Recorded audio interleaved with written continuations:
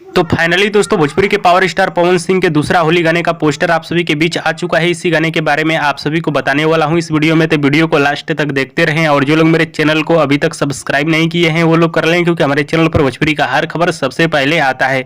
तो दोस्तों भोजपुरी के पावर स्टार पवन सिंह के दूसरा होली गाने का नाम है सलवरवा लाले लाल। सलवरवा लाले लाल इस गाने को लिखे हैं रोशन सिंह विश्वास, गाने में संगीत दिए हैं प्रियांशु सिंह, गाने को गाए हैं भोजपुरी के पावर स्टार पवन सिंह और शिवानी सिंह। पवन सिंह का ये गाना बहुत ही तगड़ा और बवाल गाना होने वाला है, जो कि आप सभी को ये गाना बहुत ज़्यादा पसंद आने वाला है। जी हाँ दोस्तों, भोजपुरी के पावर स्टार पवन सिंह का ये गाना आप सभी को बहुत ज़्यादा पसंद आने वाला है।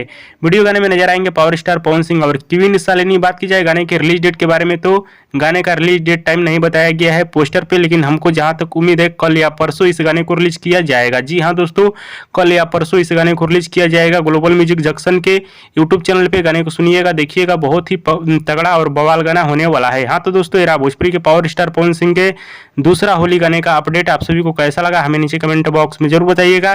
वीडियो पसंद आया तो ज़्यादा लाइक करें, कमेंट करें, शेयर करें, सब्सक्राइब करें। धन्यवाद दोस्तों।